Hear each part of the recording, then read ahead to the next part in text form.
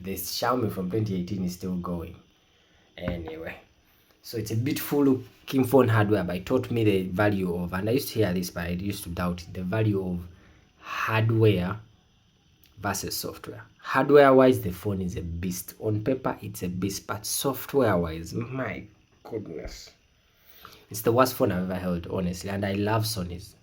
Everything around me, Sony home. I love Sony as a company. I grew up around Sony, but good God, ever since, because I had a Sony in 2014, but then they stopped. When they stopped making their phones, there was a time they stopped making phones.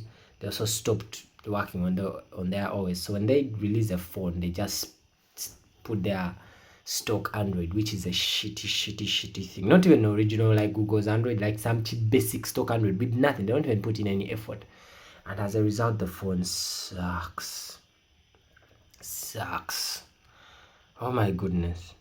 The hardware is insane. Like, the hardware of the phone is insane. The cameras are all there. The 4K 21 had, like, it's all 120p. It's all the FPS. But since the software on top of that sucks, you have a phone that's performing like a very cheap, shitty phone. Yet it's capable, but just doesn't have the software to do it. I don't even know how this video turned into a Sony rant. But I had to, because Sony needs to work on its software. This is the worst phone I've ever held. Not because it's a bad phone hardware wise, but because the software, the camera app itself just doesn't. Like, guys, you have the hardware, you made the hardware. I don't even know how to explain this. It's like buying a Lambo and you put shitty tires. Like, the engine is there, it can go, but you've put tires that have holes, and I don't even know how to explain it. Like, why? Wow.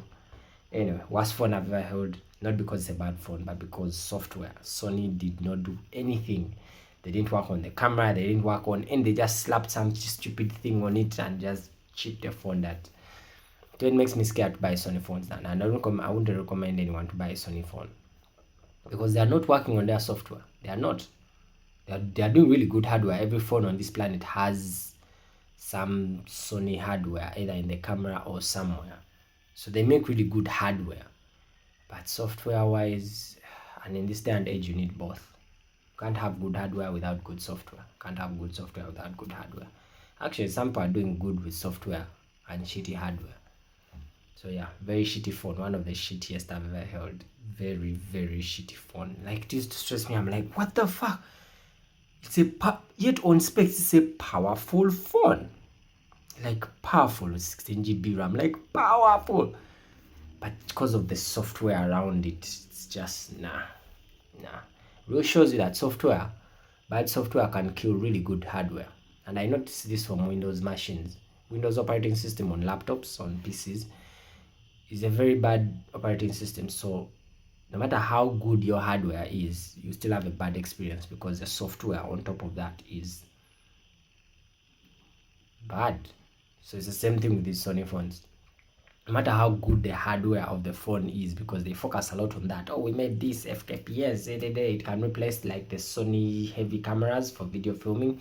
This phone can do the exact and deliver the exact same quality as those mega cameras you see in movies and shit. Like, the hardware is that good, but the normal user-friendly software on top of that just makes all that irrelevant. All of it irrelevant.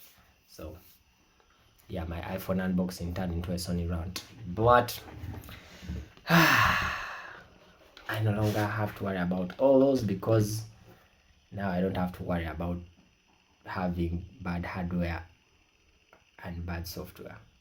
I hope these guys deliver both. I haven't held an iPhone in years. I've never planned to, but when in Rome, you know.